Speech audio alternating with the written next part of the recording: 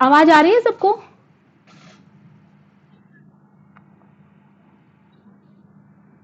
Okay.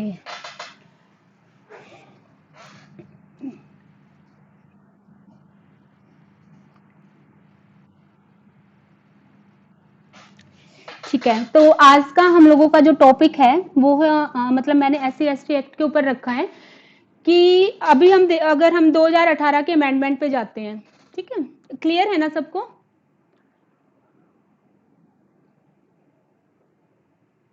Hello, आवाज आवाज clear है ना? ठीक है, तो आज का जो हम लोगों का टॉपिक है वो है SC/ST के ऊपर हम लोगों ने रखा है कि वर्तमान में जो दलित वर्ग को लेकर जो भारतीय संविधान के अंतर्गत या जो अभी हाल में सुप्रीम कोर्ट ने जो गाइडलाइंस इसके बारे में दी हैं, तो उन सबको देखते हुए वर्तमान में मतलब इसके परिप्रेक्ष्य में क्या करना चाहिए, इसको क्या सेफगार्ड दे सकते हैं, या जो अभी प्रोविजन 18A जो है 2018 अगस्त में संशोधन के माध्यम से जो हम 18A लेकर आए हैं वो कहां तक रेलिवेंट है या कहां तक वो ऑथेंटिक है, वो धारा की क्या वो सही है। जबकि इससे पहले जो सुभाष काशीनाथ का जो केस आया था हम लोगों के पास, उसमें इसको कंप्लीट जो सेक्शन 18 था उसके अगेंस्ट में बोला गया था कि अग्रिम जमानत दी जा सकती है, या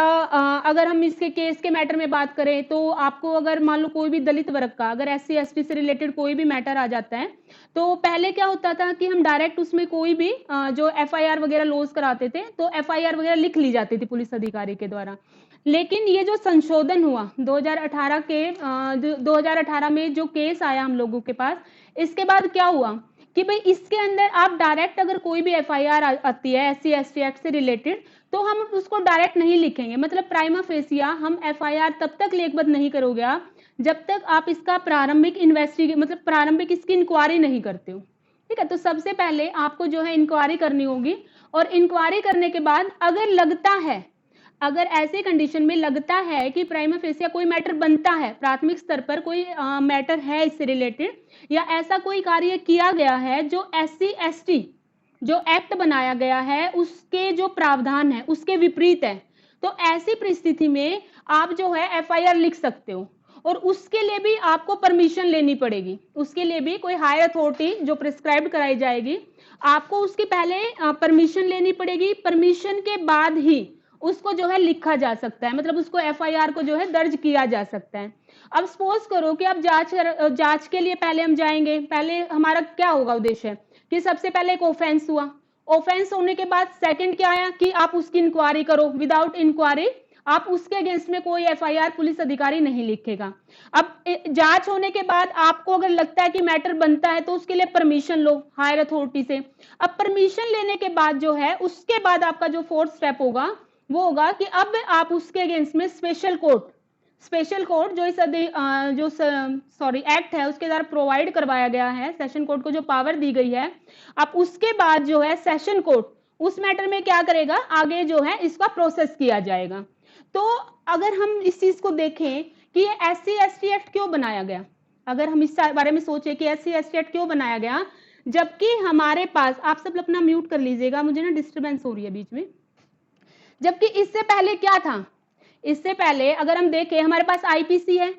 हमारे पास जो है IPC है, वो भी क्या कहती है, अगर कोई भी ऑफेंस होता है किसी भी व्यक्ति के लिए, क्योंकि सेक्शन जो 2 है IPC का, सेक्शन 2 क्या बोलता है, एनी पर्सन, वहां पे जो है एनी पर्सन शब्द को यूज किया गया है, वो इक्वली सब पे लागू होती है, चाहे वो दलित वर्ग हो या वो सामान्य वर्ग हो, मतलब किसी भी वर्ग का व्यक्ति हो, सबको वो समान रूप से लागू होती है। अगर उसके अधिकारों को लेकर किसी भी प्रकार का अगर जो है वॉयलेशन किया जाता है तो वहां पे हम उसको दंडित कर सकते हैं, उसको पनिश कर सकते हैं। फिर हमें SC/ST एक्ट की नीड क्यों पड़ी? ठीक है, तो सबसे पहला हमारा क्वेश्चन है कि इसके पीछे पर्पस क्या था, इसको क्यों लेके आया गया। अभी एक केस हम लोगों के पास जो है सुप्रीम कोर्ट का आया था, हितेश वर्मा वर्सेस उत्तराखंड राज्य, ये 2020 की जजमेंट है, जिसमें जस्टिस थे हेमंत गुप्ता, उन्होंने क्लियर इसके ऊपर बोला है कि जब हमारे पास IPC है, जब हमारे पास 1955 का हमारा अधिनियम है, तो फिर ये SC/ST एक्ट क्यों लेके आया गया, इसके पीछे क्या स्पेशल रीजन है कि इस एक्ट को बनाया गया। तो देखो ये जो एक्ट है ये स्पेशल एक वर्ग के बारे में बताया गया, एक दलित वर्ग है उसके बारे में बताया गया है कि अगर पर्टिकुलर किसी वर्ग के, अगर किसी ग्रुप के अधिकारों का हनन होता है तो ऐसी कंडीशन में हमारा जो कॉन्स्टिट्यूशन है वो हमें राइट दे रहा है, ठीक है, जो हमारा कॉन्स्टिट्यूशन है वो हमें राइट दे रहा है कि हम कोई लॉ बना सकते हैं उनको प्रोटेक्ट करने के लिए, ठीक है, कि हम कोई भी ऐसा लॉ बना सकते हैं जिससे उनको प्रोटेक्ट किया जाए। क्यों? क्योंकि हमारा कॉन्स्टिट्यूशन का जो प्रियम्बल है वो फ्रेटर्निटी को जो है किस सिद्धांत पर आधारित है कि सभी को इक्वल रखना चाहिए, भाईचारे का जो सिद्धांत है उसको लेके आना चाहिए, हर व्यक्ति जो है संविधान के सामने इक्वल है। आर्टिकल 14 की आप बात करें तो वहां पे क्या है कि सभी व्यक्ति विधि के समक्ष समान है, मतलब सभी को समान हित मिलेगा, सभी के अधिकारों को जो है संविधान के द्वारा प्रोटेक्ट किया जाएगा। तो जब प्रोटेक्ट कब करेंगे? जब सभी व्यक्ति इक्वल होंगे।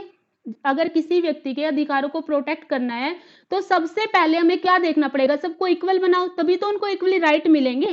तो ये जो एससी एसटी जो एक्ट लाया गया था, हितेश वर्मा के जो केस था, अभी उत्तराखंड की जो जजमेंट आई थी उसमें पर्टिकुलर यही बोला गया कि इस अधिनियम के पीछे जो उद्देश्य है वो है दलित वर्ग के प्रति जो उच्च वर्ग के द्वारा जो अपमान किया जा रहा है या जो अभद्र जो शब्दों का प्रयोग किया जा रहा है, उनके प्रति जो प्रताड़ित उनको किया जा रहा है, तो कहीं ना कहीं उसको रोकना है ताकि उन व्यक्तियों को भी जो है इक्वल उसमें लाया जा सके, इक्वल राइट उनको प्रोवाइड कराए जा सके। और हमारे संविधान का जो उद्देश्य है कि हर व्यक्ति को मुख्य धारा में जोड़ा जाए, चाहे कोई भी व्यक्ति हो, किसी भी वर्ग का व्यक्ति हो, विधि के समक्ष सभी व्यक्ति समान है, किसी के साथ किसी भी प्रकार का कोई भी जो है भेदभाव नहीं किया जाएगा। तो उसके लिए सबसे पहले जरूरी है कि फ्रेटर्निटी का जो सिद्धांत अगर हमें इंडिया के अंदर लेके आना है तो सबसे पहले इक्वली राइट, मतलब सबको इक्वल बनाना पड़ेगा। और आर्टिकल जो 14 है वो हमें इस चीज का राइट भी देता है। आर्टिकल जो 14 है वो जो है राज्य सरकार को, स्टेट गवर्नमेंट को इस चीज का राइट भी देता है कि सभी व्यक्तियों को इक्वली बनाने के लिए आप उनको कोई स्पेशल लॉ प्रोवाइड करा सकते हो। अगर समाज के अंदर कोई व्यक्ति आपको लगता है कि इक्वल नहीं है, उसके साथ अन्याय हो रहा है, अन्य व्यक्तियों के समान उसको जो है अधिकार नहीं दिए जा रहे हैं, तो ऐसी कंडीशन में पहले उसको जो है समान किया जाएगा, फिर उस व्यक्ति पर जो है समान विधि लागू की जाएगी। जैसे कि हमारा डोमेस्टिक वोलेशन एक्ट है, हमारा जो डोमेस्टिक वोलेशन एक्ट है वो क्या कहता है? वो स्पेशल वुमेन्स के लिए है। अब ऐसा तो नहीं है ना कि आईपीसी में वुमेन्स के लिए कोई प्रोटेक्ट नहीं किया गया उनको, या उनके रिलेटेड कोई ऑफेंस पे पनिशमेंट का कोई भी विकल्प नहीं है। हमारे पास आईपीसी में अभी 2013 में संशोधन भी किया गया हम लोगों के द्वारा, जिसमें क्या जोड़ा गया? 354A लेके आए, बी लेके आए, इसके बाद 376 में भी अमेंडमेंट की गई। लेकिन फिर भी क्यों डोमेस्टिक वोलेशन एक्ट क्यों लेके आए फिर भी हम लोग? उसके पीछे क्या रीजन है कि ये जो आईपीसी है ये उसको कहां प्रोटेक्ट कर रही है? उसको पब्लिक प्लेस पे कर रही है, घर से बाहर। अगर आप कोई भी ऐसा किसी भी स्त्री के साथ, वुमेन्स के साथ अगर कोई ऐसा क्राइम होता है जो कि 376 में, 354 में कहीं भी आता है, तो ऐसी कंडीशन में आप उसको पनिश कर सकते हो। आपको जो है वहां पे डिफाइन भी किया गया है आईपीसी में, और उसकी जो है पनिशमेंट का विकल्प भी दिया गया है कि आप उसको जो है सीआरपीसी के माध्यम से प्रोसेस चलाकर उसको जो है दंडित कर सकते हो। तो फिर ऐसी कंडीशन में जो है ये क्यों लेके आए हम डोमेस्टिक वोलेशन? क्यों? क्योंकि देखो अब इस आईपीसी क्या कहती है, अगर कोई मतलब इसमें पर्टिकुलर क्राइम के बारे में डिफाइन कर दिया कि अगर ये क्राइम इसके द्वारा किए गए हैं, अगर ये इनमें से कोई भी क्राइम किया जाता है, तो ऐसी कंडीशन में आप क्या कर सकते हो? आईपीसी के अंतर्गत उसको दंडित करा सकते हो। इसके बाद जो है विशाखा का एक केस आया राजस्थान राज्य का, जिसमें क्या कहा गया कि अगर आप पब्लिक प्लेस पर जाते हो, वहां पे आपके साथ कोई भी अन्याय होता है, कोई भी मिसहैपनिंग होती है, तो ऐसी कंडीशन में उसमें जो है दिशा निर्देश दे दिए सुप्रीम कोर्ट ने। अब अगर घर के अंदर किसी स्त्री के साथ कोई अभद्र व्यवहार होता है, या उसके जो विधिक अधिकार हैं, उसके जो हमारे संविधान ने, कॉन्स्टिट्यूशन ने जो उसको लीगल राइट दे रखे हैं, या फंडामेंटल राइट जो उसको मिले हुए हैं, अगर उनका उल्लंघन होता है, तो ऐसी कंडीशन में अपने विधिक अधिकारों के संदर्भ में आईपीसी में स्पष्ट रूप से कुछ नहीं कहा गया है। आईपीसी में आपको जो है, अगर आप 354 पढ़ोगे तो वहां पे आपको एक अलग मैटर है, 376 देखेंगे हम तो वहां पे जो है आपको एक अलग मैटर के बारे में दे दिया, 509 में जाएंगे तो उसमें एक अलग मैटर दे दिया। मतलब वहां पे क्या किया? पर्टिकुलर आपका एक एक्ट, आपका जो है एक पर्टिकुलर एक्ट डिफाइन कर दिया कि अगर आपने ये कार्य किया तो वो आईपीसी में दंडित होगा। ठीक है, तो उसके लिए एक पर्टिकुलर आपको लॉ बता दिया गया कि भाई अगर आपने ये किया तो होगा। लेकिन बहुत सारे ऐसे एक्ट हैं जो कि आईपीसी में डिफाइन ही नहीं है, तो उनको फिर क्या करेंगे, उनके संदर्भ में हमें जो है, जैसे डोमेस्टिक वायलेशन एक्ट है, ये क्या है कि अगर घर के अंदर घरेलू हिंसा अधिनियम, डोमेस्टिक वायलेशन एक्ट, अगर घर के अंदर किसी स्त्री के साथ कोई भी अन्याय होता है या कोई क्राइम किया जाता है तो उसके दंड के संदर्भ में आपको जो है इसके अंदर बताया गया है, आपको जो है डोमेस्टिक वायलेशन में बताया गया है। अब इसी तरह अगर हम देखें तो जेजे एक्ट हम लोगों का है, आपका जो है पॉक्सो एक्ट है, तो ये क्या स्पेशल लॉ है। तो इसी प्रकार से आपका SC ST एक्ट भी है जो कि दलित वर्ग को जो है प्रोटेक्ट कर रहा है कि अगर आपने किसी ऐसे व्यक्ति के विरुद्ध अगर कोई अपराध किया, कोई कार्य किया जो कि SC ST एक्ट के सेक्शन 3 के अंतर्गत पनिशेबल है, अगर उसके डेफिनेशन के अंदर आता है तो ऐसी कंडीशन में आपको जो है दंड दिया जाएगा। ठीक है, आपको जो है SC ST एक्ट के अंतर्गत आपको जो है सजा दी जाएगी जो कि सेक्शन 3 के क्लोज 2 में डिफाइन है। सेक्शन 3 क्लोज 2 में जो पनिशमेंट डिफाइन की गई है आपको जो है उस दंड से दंडित किया जाएगा। अब सपोज करो अभी ये 2011 का एक मैटर है आंध्र प्रदेश राज्य का, 2011 का आंध्र प्रदेश राज्य का एक मैटर था, ये था पाटन जमाल वली करके केस था। इसमें क्या हुआ था कि एक लड़की थी जो जन्म से अंधी थी और उसके साथ रेप कर दिया गया था। तो उन्होंने 376 का आरोप तो लगाया, एक्यूज जो था उसके ऊपर 376 का आरोप लगाया, साथ में उसमें क्या किया कि इन्होंने SC ST एक्ट भी लगा दिया उठा के। ठीक है, जो ये अनुसूचित जाति अधिनियम है इसकी धारा 3 क्लोज 2V के अंतर्गत भी उसको जो है आरोप उसके ऊपर लगा दिया और निचले न्यायालय ने उसको जो है दंडित कर दिया SC ST एक्ट के अंतर्गत और 376 के अंतर्गत। ठीक है, अब ये मैटर गया हाई कोर्ट में, हाई कोर्ट ने भी इसकी पुष्टि कर दी कि भाई जो निचले न्यायालय ने जो दंड दिया है वो सही है और ये SC ST एक्ट के अंदर भी आएगा और दूसरा इसको जो है रेप के लिए भी इसको पनिश किया जाएगा। अब ये एक्यूज था इसने इसको चैलेंज किया सुप्रीम कोर्ट ने, सुप्रीम कोर्ट में, और सुप्रीम कोर्ट ने इस मैटर में 9 अप्रैल 2021 में 9 अप्रैल 2021 में इसको जो है सिर्फ 376 के अंतर्गत इसको पनिश किया। इसमें जो SC ST एक्ट था उसका जो प्रोविजन जो आरोप इसके ऊपर लगाया था उसको जो है खारिज कर दिया और उसके पीछे रीजन दिया कि आप सिर्फ इस कारण कि आप जो है दलित वर्ग से हो, आप इस कारण इस अधिनियम का बेनिफिट नहीं ले सकते हो। ठीक है, आप इस अधिनियम का बेनिफिट सिर्फ इस रीजन ग्राउंड पे नहीं ले सकते हो कि आप दलित वर्ग से हो, आप इसका जो इसका मिसयूज भी हो रहा है और इसका कहीं ना कहीं इसका यूज भी होता है।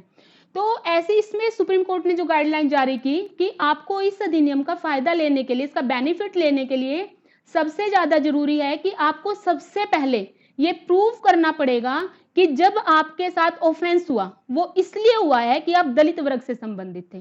ठीक है, आपके साथ जो अपराध किया गया है वो इसलिए किया गया कि आप दलित वर्ग से थे। अगर आप ये प्रूव नहीं कर पाए तो ऐसी कंडीशन में आप जो है SC ST एक्ट जो है अप्लाई नहीं हो सकता है। और यही जजमेंट जो है सुभाष काशीनाथ का जो मैटर था उसके अंदर कही गई थी सुप्रीम कोर्ट ने कि जहां एक तरफ इस एक्ट का बेनिफिट है वहीं इसका जो है नुकसान भी है हम लोगों के लिए, मतलब कहीं ना कहीं इसका मिसयूज भी हो रहा है। लेकिन सुप्रीम कोर्ट ने जो ये आंध्र प्रदेश राज्य का मैटर था इसमें कहा कि चाहे इसका मिसयूज होता हो, ठीक है, अगर कोई विधि है अगर वो एक से अधिक लोगों को लाभ दे रही है और कुछ लोगों के लिए नुकसानदायक है तो ऐसी परिस्थिति में आप विधि का जो उद्देश्य है वो समाप्त नहीं हो सकता है। विधि का उद्देश्य है अगर आपको कुछ लोगों को लाभ दे रहा है लेकिन वो कुछ एक पर्टिकुलर ग्राउंड पे अगर वो किसी के लिए नुकसानदायक भी है तो हम हमेशा ये देखेंगे कि उसका लाभ कितना मिल रहा है और उसका जो है कितना हम लोगों को नुकसान होता है उस चीज का। तो अगर ये एक्ट जो है ये आज के टाइम में, आज के परिप्रेक्ष्य में अगर देखा जाए तो ये अधिनियम जरूरी है। मतलब जो SC ST एक्ट है, ठीक है, एक तरफ इसका मिसयूज हो रहा है लेकिन दूसरी तरफ हमें इसके जो है बेनिफिट भी है, इसके फायदे भी हैं हम लोगों के लिए। ठीक, तो ये सुभाष काशीनाथ का केस आया था, काशीनाथ महाजन का जो केस आया था, इसमें इन्होंने 3 ग्राउंड उठाए थे कि सबसे पहले तो इन्होंने बोला कि भाई ये जो अधिनियम है इसको आप 2 पार्ट्स में डिवाइड कर दो। SC ST जो एक्ट है इसको 2 पार्ट्स में डिवाइड कर देते हैं। एक तरफ तो ये अधिकारों के बारे में बता रहा है और दूसरी तरफ जो है ये प्रोसीडिंग के बारे में बता रहा है कि इसमें क्या प्रोसीडिंग होगी, क्या इसके अंदर राइट है, कैसे आप अपने राइट को ले सकते हो। आपको अगर इस अधिनियम के अंदर किसी को पनिश कराना है तो आपको सबसे पहले आपका जो एक्ट है, जो आपके अगेंस्ट में एक्ट हुआ है, उसको सबसे पहले सेक्शन 3 में लेके आना पड़ेगा। ठीक है, सबसे पहले सेक्शन 3 में जो डेफिनेशन दे रखी है उसके अंदर आपको अत्याचार जो शब्द यूज किया गया है, अगर आपका एक्ट उसके अंदर आता है तो ऐसी कंडीशन में आप उस चीज के लिए जो है SC/ST एक्ट के अंतर्गत उस व्यक्ति को के इसमें FIR जो है लिखवा सकते हो। अदरवाइज आप इसमें जो है FIR का आपका विकल्प जो है समाप्त हो जाता है। दूसरी इसमें बात कही कि आपको जो है SC/ST एक्ट के अंतर्गत डायरेक्ट आप FIR नहीं लिखवा सकते हो। आपको सबसे पहले उस मामले में जांच करनी होगी। जांच करने के बाद अगर आपको लगता है कि मैटर इतना सफिशिएंट है कि उसको FIR लिखनी चाहिए, तो ही इस मामले में FIR लिखी जाएगी। और तीसरा इसके अंदर जो इश्यू अराइज किया कि एक हायर अथॉरिटी कोई जो अपॉइंट की जाएगी, जिसकी आप परमिशन लोगे और परमिशन के बाद ही आप जो है FIR लेखबद्ध करा सकते हो, अन्यथा आपको ये विकल्प नहीं होगा। हाँ जी,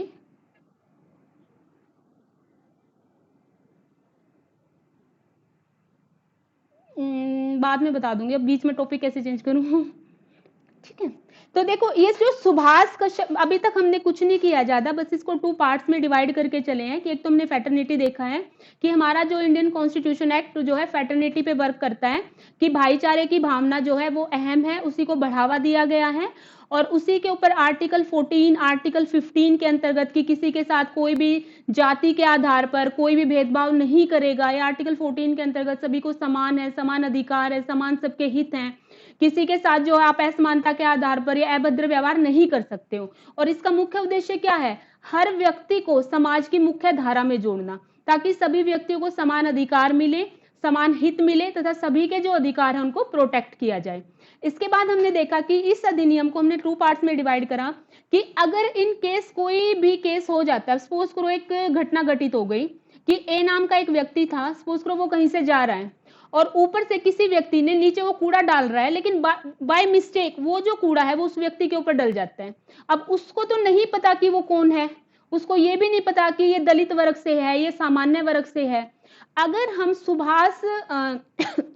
सुभाष काशीनाथ की जजमेंट से पहले जाएं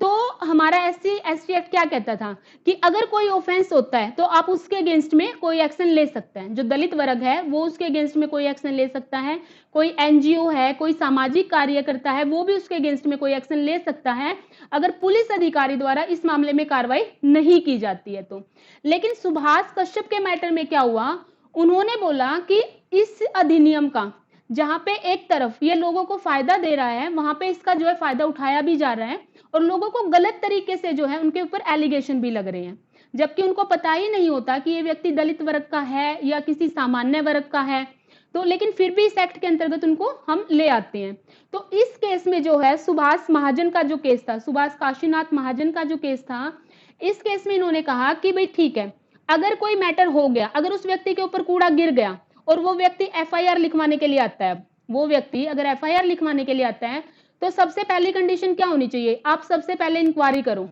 सबसे पहले इंक्वायरी करो कि क्या ये ऑफेंस, ये जो अपराध किया है, क्या ये अपराध जो है सेक्शन 3 क्लोज 2V के अंतर्गत आता है नहीं आता है। मतलब कि वो जानता था या नहीं जानता था कि वो व्यक्ति इस वर्ग का है, दलित वर्ग का या नहीं है। दूसरा, क्या आप दूसरा कंडीशन रखिए कि आप जो हायर अथॉरिटी है, हायर अथॉरिटी की परमिशन लो, परमिशन के बाद ही आप जो है FIR लॉज कर सकते हो। और तीसरा इन्होंने ग्राउंड रखा सुप्रीम कोर्ट ने कि आप इसमें जो है एंटीसिपेटरी बेल दे सकते हो, जबकि इससे पहले SC/ST एक्ट का जो सेक्शन 18 है वो डायरेक्ट बोल रहा है कि अगर कोई ऑफेंस SC/ST से रिलेटेड है, अगर कोई ऑफेंस जो है दलित वर्ग से रिलेटेड है, तो आप ऐसी कंडीशन में क्या नहीं कर सकते हो, आप उसको एंटीसिपेटरी बेल नहीं दे सकते हो। ये प्रोविजन ही इन्होंने हटा दिया था। लेकिन इस केस में जो सबसे बड़ा बवाल मचा, सबसे ज्यादा जो विवाद का विषय रहा, वो रहा अग्रिम जमानत, कि एंटीसिपेटरी बेल किस बिहाफ पे आप दे सकते हो और एंटीसिपेटरी बेल दी जानी चाहिए नहीं दी जानी चाहिए। अब ये डिसीजन मार्च जो है 2018 में आया, सुप्रीम कोर्ट ने मार्च 2018 में ये जो है डिसीजन दिया। इसके बाद क्या हुआ कि बहुत सारे सामाजिक कार्यकर्ता, NGO पूरे भारत में हर जगह से इसका विरोध किया गया इस जजमेंट का। मतलब ये माना जाता है कि SC/ST एक्ट के अंतर्गत जो है आज तक की सबसे जो विरोधाभास अगर कोई निर्णय रहा है सुप्रीम कोर्ट का, तो वो ये रहा था सुभाष वाला जो केस था काशीनाथ का, कि ये जो एंटीसिपेटरी बेल का कंसेप्ट उठा, दूसरा इंक्वायरी का इसके अंदर कंसेप्ट उठा, तीसरा इन्होंने बोला हायर अथॉरिटी की आप परमिशन लो। तो इस मैटर में ये बताया गया कि दलित वर्ग, अगर आप जो है सबसे पहले तो इनको प्रताड़ित किया जा रहा है, ठीक है, इसीलिए ये एफआईआर लिखवा रहे हैं। अगर इनको प्रताड़ित नहीं किया जाता, अगर ये समाज के सामान्य वर्ग की तरह इनके साथ ट्रीट किया जाता, तो ये ऑफेंस ही नहीं होता। और अगर ये अपने अधिकारों को लेने जाएंगे तो पहले इनका स्कोप कम है, पहले जो है बहुत कम आधार पर एफआईआर आती है। अगर इसमें इंक्वायरी का मैटर जोड़ दिया गया या इसमें हायर अथॉरिटी की, अगर आपने इसमें डील कर दिया कि हायर जो अथॉरिटी है उसकी परमिशन लेनी होगी, तो ऐसी कंडीशन में तो और भी कम मैटर हो जाएंगे, लोग घर से बाहर निकलेंगे ही नहीं। तो काफी एनजीओ कार्यकर्ता सामने आए, जिसमें पार्लियामेंट ने इसमें अगस्त 2018 में इस एक्ट में संशोधन किया और इसमें 18A जोड़ दिया। इस अधिनियम में संशोधन किया, इसमें 18A जोड़ दिया पार्लियामेंट ने, और ये कहा कि भाई अग्रिम जमानत का जो कंसेप्ट पहले था वो सेम रहेगा। इसमें जो प्राथमिक जांच को इन्होंने वरीयता दी थी कि इसमें प्राइमरी फेसिस में जांच होगी, उसके बाद हायर अथॉरिटी से परमिशन ली जाएगी, तब एफआईआर लिखबद्ध की जाएगी। तो ऐसा कोई भी जो निर्णय है वो प्रभावकारी नहीं होगा। संसद ने इसमें जो है, पार्लियामेंट ने इसमें अमेंडमेंट करके 18A को जोड़ दिया। अब दूसरी तरफ पार्लियामेंट ने क्या किया, सुप्रीम कोर्ट में चली गई कि आपने जो काशी महाजन सुभाष महाजन के केस में जो जजमेंट दी है उसको जो है रिव्यू किया जाए, उसको जो है रिव्यू किया जाए, और उस जजमेंट को जो है उसमें आपने जो ये 3 डिसीजन दिए हैं, आपने 3 डिसीजन दिए हैं, इन तीनों निर्णय को जो है वापस लिया जाए।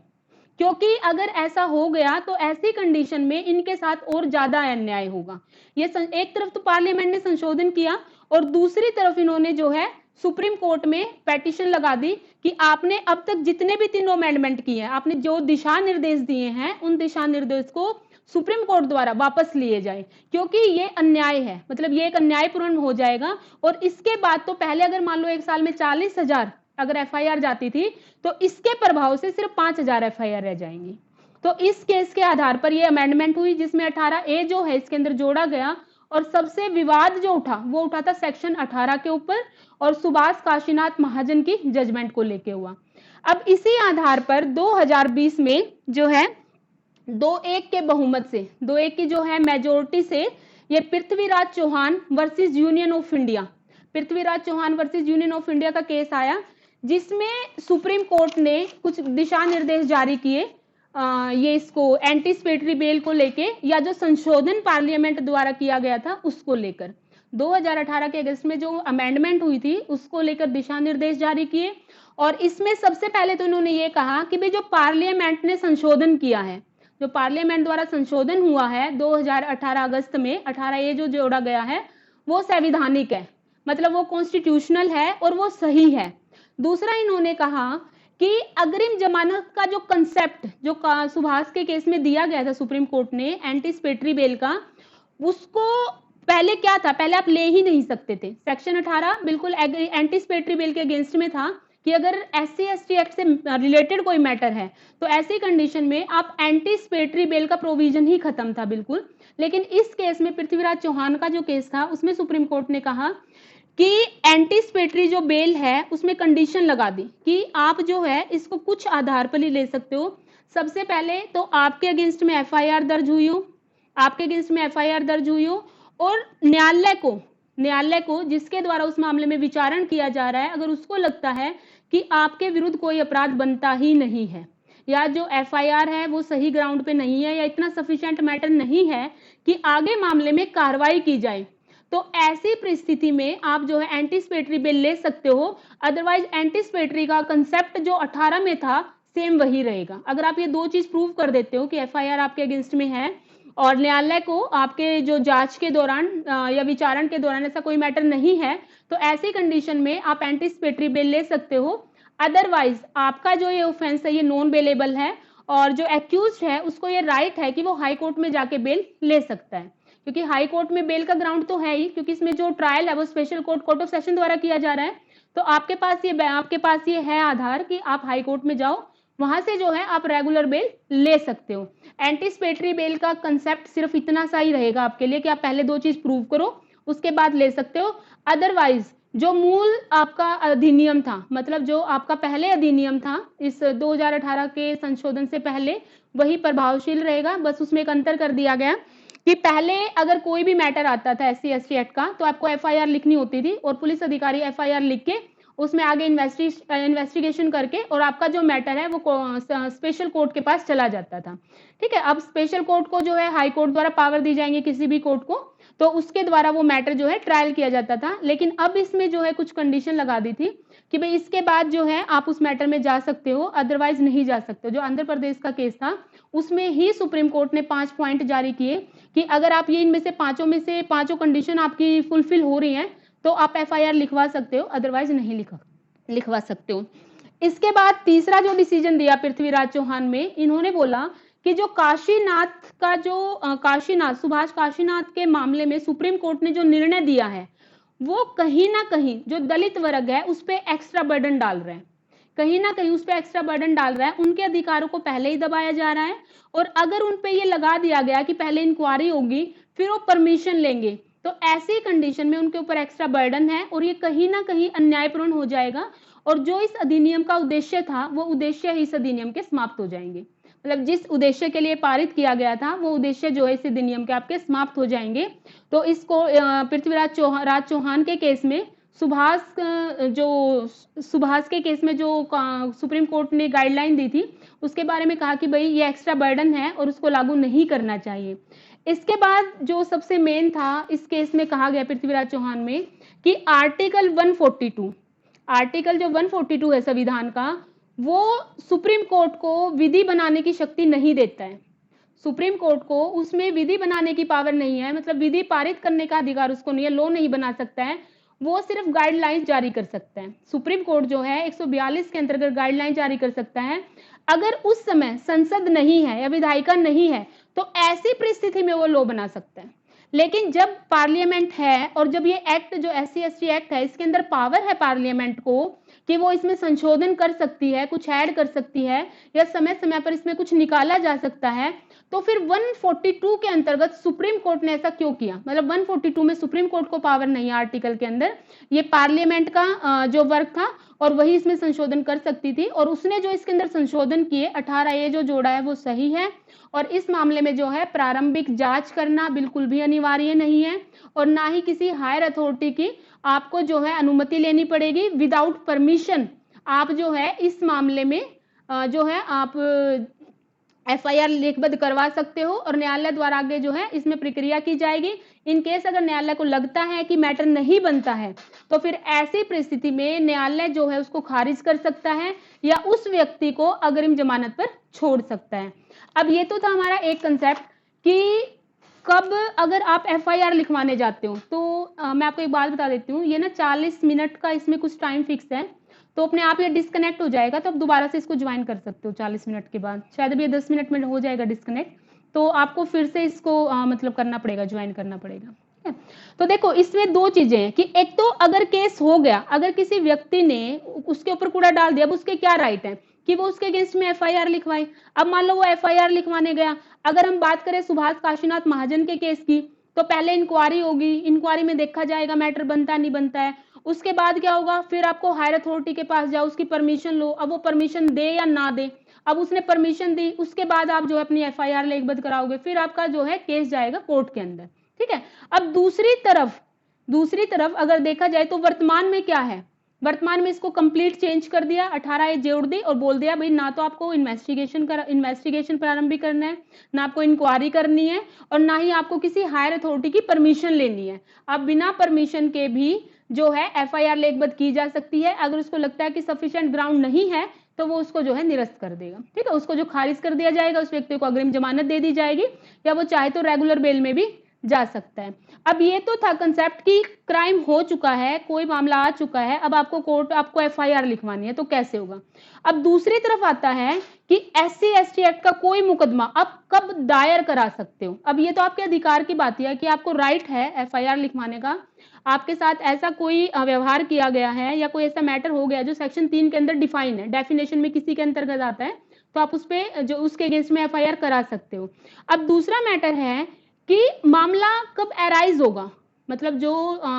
SC/ST एक्ट के अंतर्गत कोई मैटर कब एराइज होगा, या आप उसको जो है कब उसको लेखबद्ध करा सकते हो, कब उसकी FIR कर सकते हो। तो इस केस में आंध्र प्रदेश राज्य बनाम पाटन जमाल वली का केस था, 2021 की जजमेंट है। इसमें सुप्रीम कोर्ट ने कहा कि सिर्फ इस कारण कि आप दलित वर्ग से हो, किसी व्यक्ति के अगेंस्ट में जो है कोई भी एफआईआर नहीं लेखबद्ध करा सकते हो जब तक ये प्रूव नहीं करोगे कि उस व्यक्ति की इंटेंशन थी आपके प्रति क्राइम करने की, और वो व्यक्ति जानता था कि आप दलित वर्ग से हो, इसीलिए उसने आपके साथ जो है ये कार्य किया, ये ऑफेंस किया या आपके अगेंस्ट में ये एक्ट किया। ठीक है, तो आपको पहले सबसे पहले प्रूव करना पड़ेगा कि आपकी इंटेंशन थी और आपको इंफॉर्मेशन थी।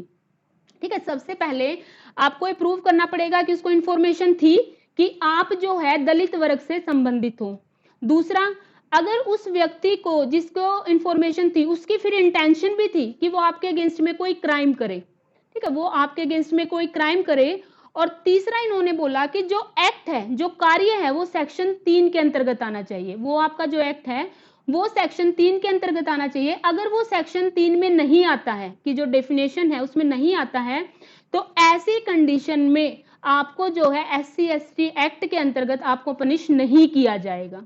इससे पहले क्या होता था कि आपको ये प्रूव ही नहीं करना पड़ता था, बस आप दलित वर्ग से हो, आप कोई क्राइम हो गया है तो आप अगर किसी मान लो आईपीसी के अंतर्गत आपको कोई ऑफेंस हुआ है तो आईपीसी तो लगती ही लगती थी, साथ में उसको जो है SC/ST एक्ट के अंतर्गत भी उसको जो है दंडित किया जाता था उस व्यक्ति को। लेकिन इस केस के बाद इन्होंने बोल दिया कि आपको ये भी प्रूव करना पड़ेगा कि उस व्यक्ति की इंटेंशन थी और उसको इंफॉर्मेशन थी, तभी आप उसको जो है लाइबल कर सकते हो, अदरवाइज नहीं।